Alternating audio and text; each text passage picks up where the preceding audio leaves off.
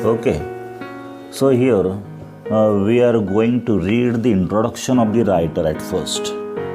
इस लेखक के जो राइटर है उनके बारे में हम जानेंगे यहाँ पर सबसे पहले. So O. Henry was born in 1862 and he lived up to 1910. William Sidney Porter, an American writer, is better known by his pen name O. Henry. O. Henry was his pen name, एक nick name था ये. O. Henry उनका असली नाम नहीं था, ये उनका निक नेम था. O. Henry नाम से वो जाने जाते थे, फेमस थे, लेकिन उनका जो असली नाम था, ओरिजिनल नेम था, रियल नेम था, वो क्या था? William Sydney porter. ये उनका असली नाम था. And he was an American writer, और वो एक अमेरिकन राइटर थे. और कौन से नाम से पहचाने जाते थे? O Henry. O Henry. O Henry was his nickname, his pseudonym. He was a voracious reader since childhood. Voracious reader यानी पढ़ने में बहुत ही रुचि रखने वाले. बचपन से ही उनको पढ़ने में बहुत ही रुचि थी, बहुत पढ़ा करते थे. Voracious reader थे वो. एंड व्हेन बहुत सी किताबें बचपन से ही उन्होंने पढ़ी हुई थी. That's why he was a voracious reader since childhood. He started a humorous weekly, The Rolling Stone, and when the venture failed, he joined the Houston Post as a reporter, columnist and occasional cartoonist. उन्होंने एक दी rolling stone नाम का साप्ताहिक शुरू किया था, जो मज़ेदार था और इंटरेस्टिंग था, ह्यूमरस था, विनोदी था. लेकिन उनका ये जो वेंचर था, ये जो बड़ा काम था उन्होंने किया, ये फेल हो गया. वो चला नहीं ज़्यादा, असफल हो गए. तो उन्होंने क्या किया? ह्यूस्टन पोस्ट नाम का जो अखबार था वो ज्वाइन किया. उसमें रिपोर्टर बन गए, कॉलमनिस्ट और ऑकेजनल कार्टूनिस्ट, कार्टून निकालने वाले के रूप में वहाँ पे वो ह्यूस्टन पोस्ट में काम करने लगे. Okay, this story the cop and the anthem is one of O Henry's well known stories. ये जो स्टोरी है हमारी the cop and the anthem, ये ओ हेनरी की एक सुप्रसिद्ध स्टोरी में से एक स्टोरी है. To describe his style of writing people have often use the term smile with tears. Smile with tears which employs his twisted way of thoughts and endings in almost every story. तो उनकी लेखन की शैली को describe करते समय लोग कहते हैं, क्या कहते हैं कि उनकी लेखन की शैली, लिखने की शैली कैसी है? स्माइल विथ टीयर्स जैसी है. यानी पहले पहले हमको स्माइल आ जाती है, हम खुश हो जाते हैं, हमको थोड़ा सा अच्छा लगता है. स्टोरी में जो इवेंट्स होते हैं वो देखकर पढ़कर हमको अच्छा लगता है, खुश होते हैं. लेकिन बाद में हमारे आँखों में आंसू आ जाते हैं. बाद में ऐसी ट्विस्ट आ जाती है, ऐसी टर्न आ जाती है स्टोरी में कि हमको हमारे आँखों में आंसू आ जाते हैं. Smile with tears. तो लोग ऐसे कहते हैं उनकी लेखन की शैली को. इसका मतलब है कि उनके विचारों में, उनके लेखन में ट्विस्ट वे होता है, एकदम परिवर्तन आ जाता है आखिरी में. तो इस प्रकार की स्टोरीज वो लिखते हैं. Then in this story, the main character Soapy is a vagabond and a person with criminal background. इस स्टोरी में जो मेन कैरेक्टर है वो है सोपी. उसका नाम है सोपी. वो एक वैगाबॉन्ड है, आवारा है, जिसको घर नहीं, जिसको कोई जॉब नहीं है, कोई काम धंधा नहीं है, इधर उधर भटकता रहता है. That is vagabond. और मेन कैरेक्टर कौन है? सोपी. सोपी is the main character in this story. He is a vagabond. आवारा लड़का है, इधर उधर घूमता रहता है, कोई काम नहीं करता, लेज़ी है बहुत. And a person with criminal background, उसका बैकग्राउंड भी थोड़ा सा क्रिमिनल ही है. He makes different plans to re-enter the prison as he has no shelter to protect himself from the severe winter. वो क्या करता है कि अलग अलग प्लान बनाता है प्रिजन में जाने के लिए. प्रिजन यानी जेल में जाने के लिए खुद होकर कुछ वो बार बार प्लान बनाता है, योजना तैयार करता है कि किस तरह से मैं जेल में जाऊं और जेल में जाकर मुझे, जेल में जाने की इच्छा क्यों रहती उसकी, क्योंकि he has no shelter to protect himself from the severe winter. कड़ाके की ठंड से बचने के लिए, विंटर से बचने के लिए उसके पास कोई शेल्टर नहीं है, कोई घर बार नहीं है उसका, और उसके पास कोई जॉब भी नहीं है. तो उसको लगता है कि अगर मैं जेल में चला जाऊंगा तो मेरे खाने पीने की और रहने की अच्छी व्यवस्था हो जाएंगी, इसलिए उसको जेल में जाना था. जेल में जाने के लिए वो अलग अलग प्लान बनाता है. This story ends in an unexpected way. O Henry has depicted Sophie's futile attempts to get arrested in a very humorous way.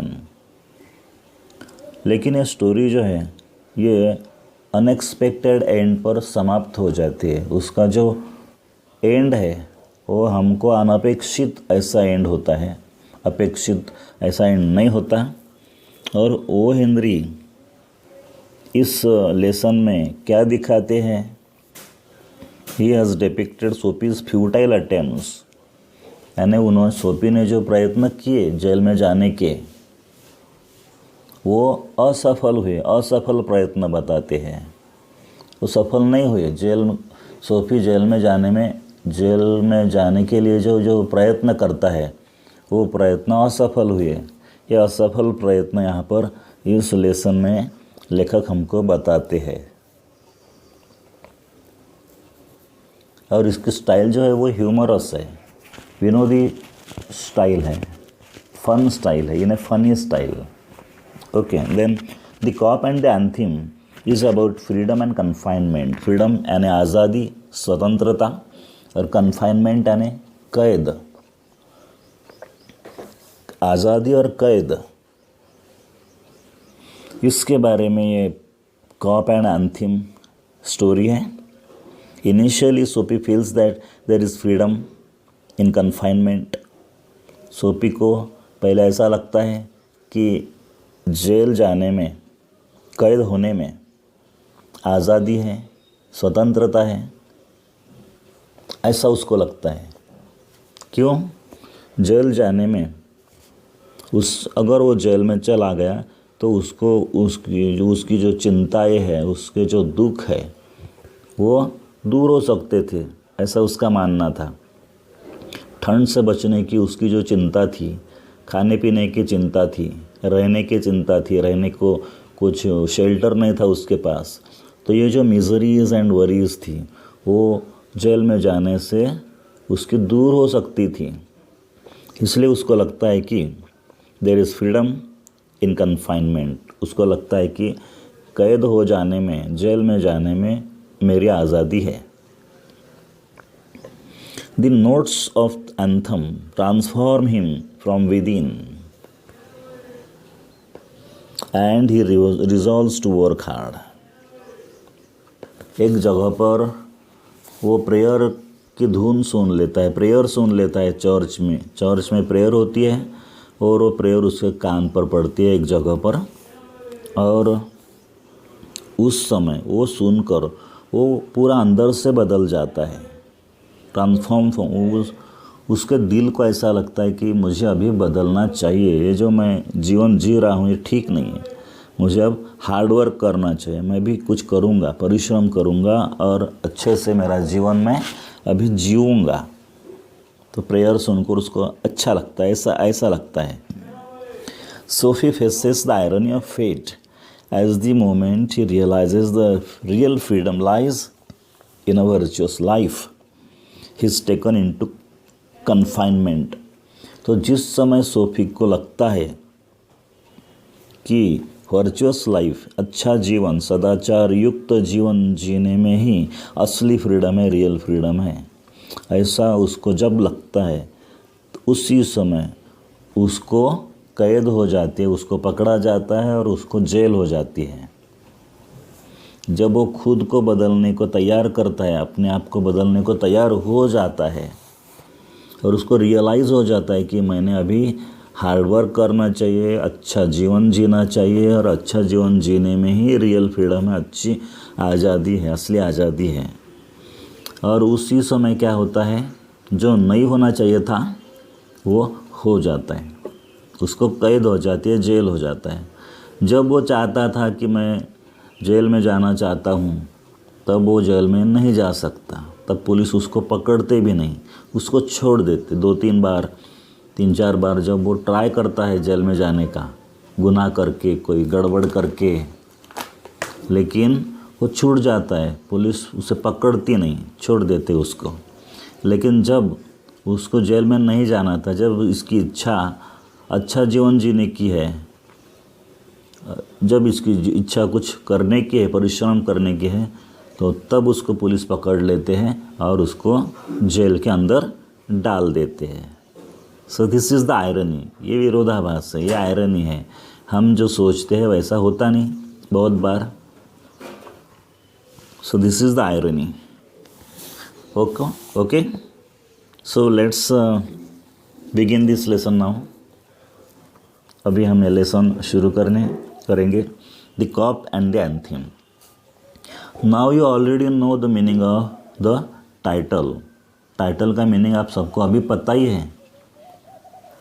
Do you know the meaning of the title? Title का meaning पता है आपको?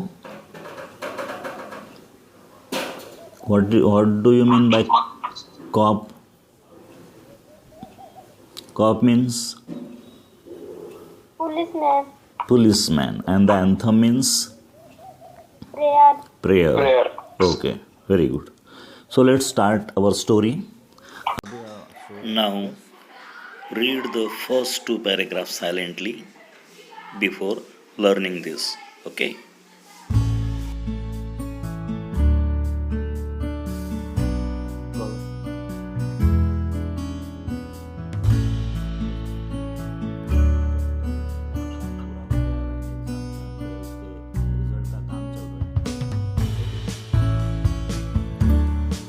So look into the lesson on page number 28.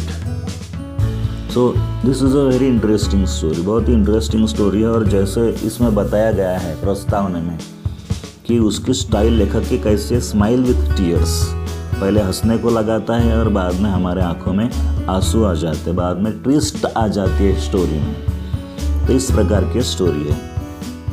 तो देखिए first paragraph, page number 28.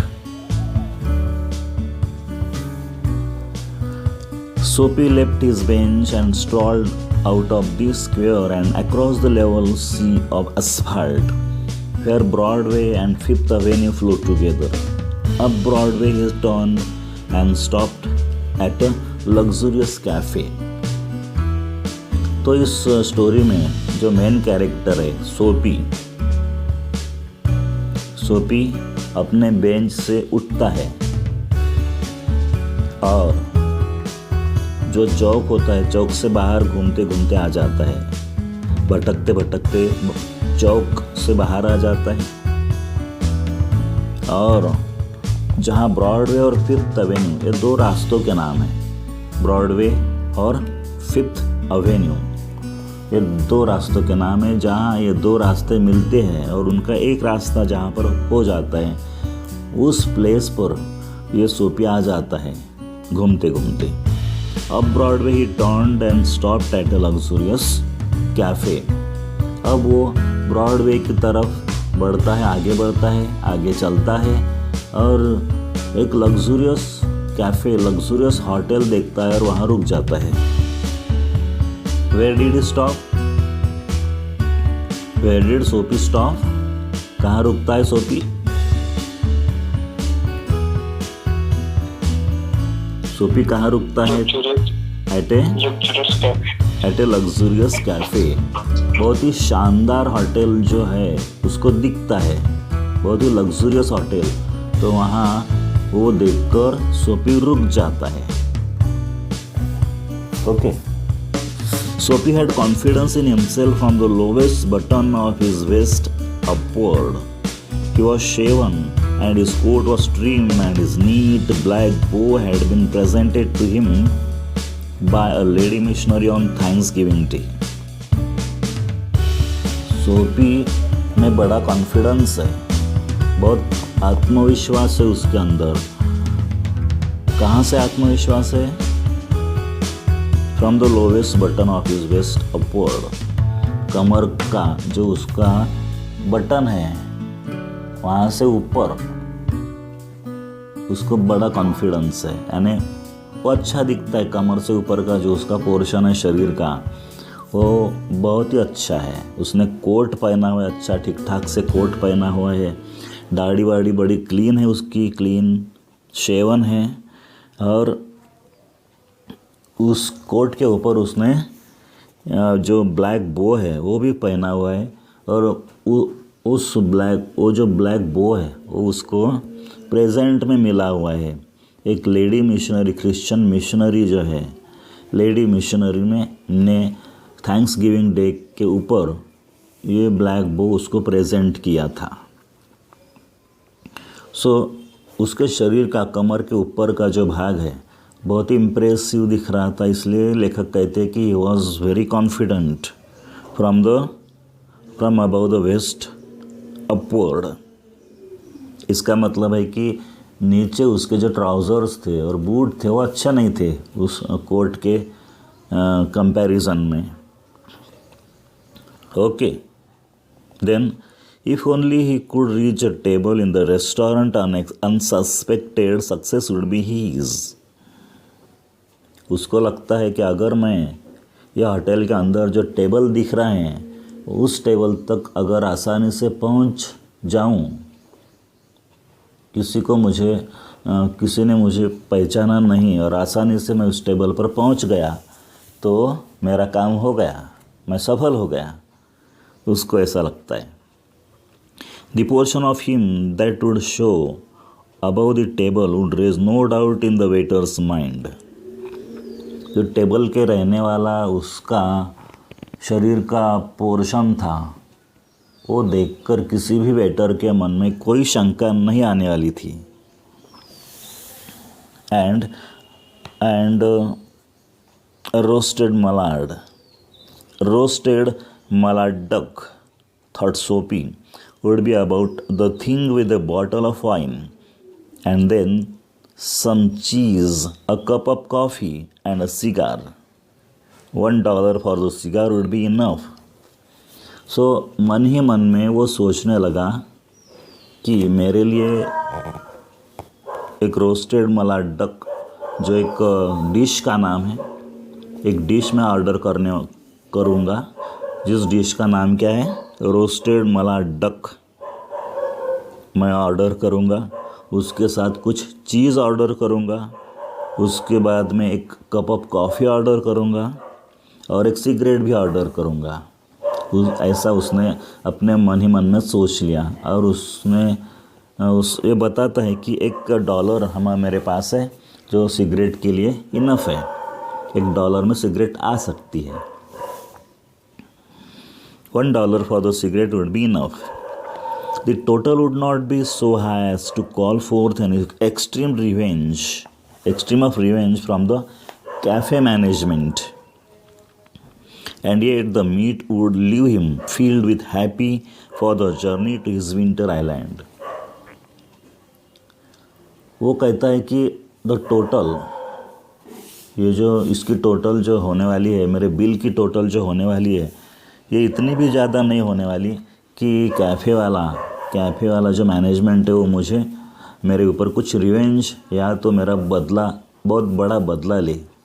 इतना भी बड़ा bill मैं नहीं करने जा रहा हूँ। छोटा सा बिल मेरा होने वाला है और इतने से बिल से मेरा कोई बड़ा बदला नहीं लेगा ये कैफ़े मैनेजमेंट। लेकिन मेरा पेट भी भर जाएगा, इससे मेरा अच्छे से पेट भर जाएगा और मेरी जो यात्रा है जेल की यात्रा वो भी मैं आराम से कर लूँगा।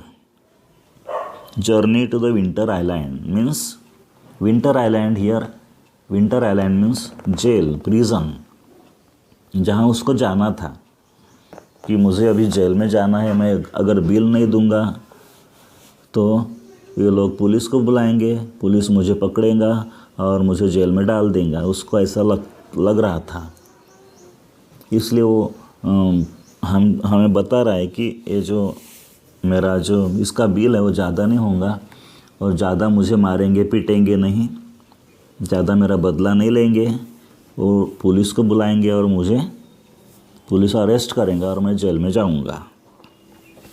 ओके, नेक्स्ट पैराग्राफ देखिए।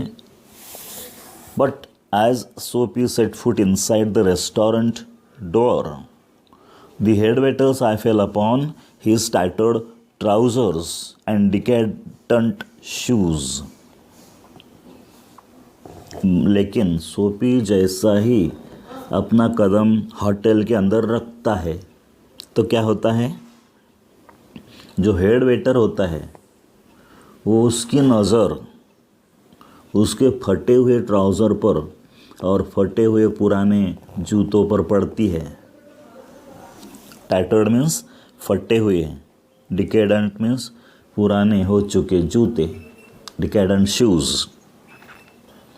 जब वो हेड वेटर जो देखता है कि इसके जूते फटे हुए हैं, जूते बहुत ही पुराने दिख रहे हैं, उसका ट्राउज़र्स भी फटा हुआ है, तो वो जो हेड वेटर है वो क्या करता है, strong and ready hands turned him about and conveyed him in silence and haste to the sidewalk and averted the ignoble fate of the menaced Mallard.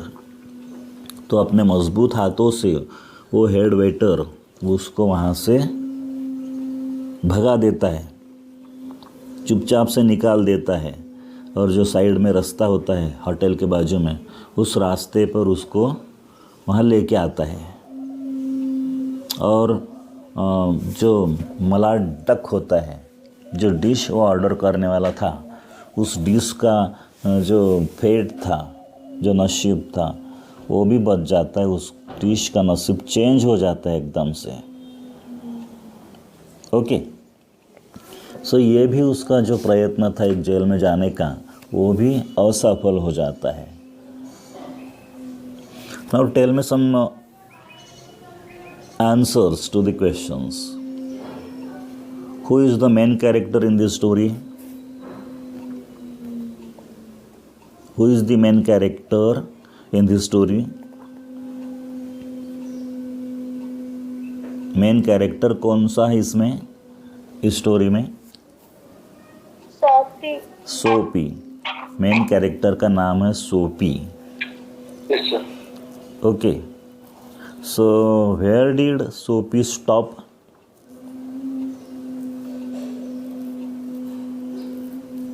सोपी बेंच से उठता है, चौक से बाहर आता है, and he stopped at one place, और एक जगह पे आकर वो रुकता है। कहाँ रुकता है? रेस्टोरेंट। नहीं, आप इसमें देख कर बताइए। First paragraph. and stopped at a luxurious cafe. Yes, stopped at a luxurious cafe. Cafe means hotel. She stopped at a luxurious cafe. Okay. तो उसने अच्छा खासा कोट पहना हुआ था। कोट के ऊपर क्या पहना हुआ था? एक ब्लैक बो पहना हुआ था। Who had presented that black bow to him? वो ब्लैक बो था, किसने दिया था उसको, प्रेजेंट किया था? एक लेडी ने। लेडी मिशनरी ने दिया था। क्रिश्चियन लेडी जो मिशनरी है, धर्म प्रसारक है, उसने उसको प्रेजेंट किया था। कब प्रेजेंट किया था? On when? Thanksgiving day. Thanksgiving day पर उसने उसे वो प्रेजेंट किया था, black bow. Okay. Now tell me again one question. What dishes was he going to order?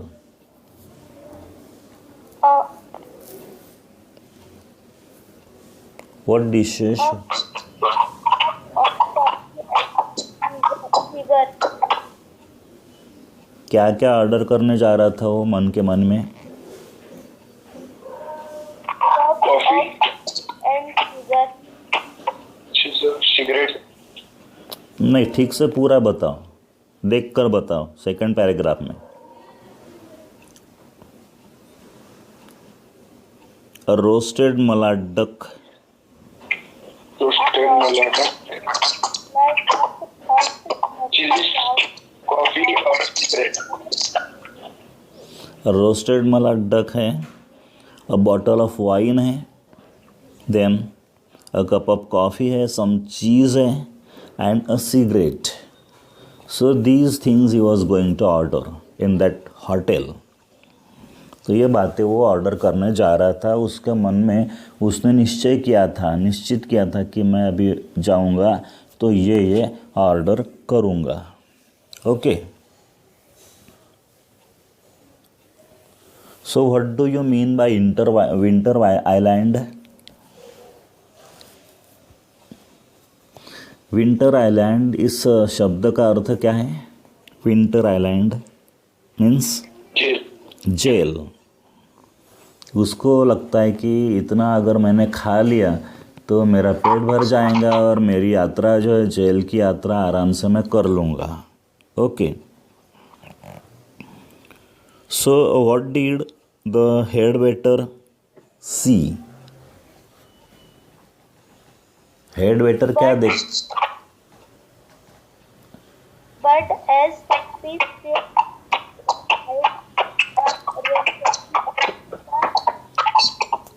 नहीं, एग्जैक्टली मुझे केवल tell me only the exact answer. What did the head waiter see? Head waiter को क्या दिखता है? किस पर उसकी नज़र पड़ती है? उसके सोपी की कौन सी चीज़ें उसको दिखती है? कौन सी बातें दिखती है? क्या सर? हेड वेटर को सोपी की कौन सी बातें दिखती है?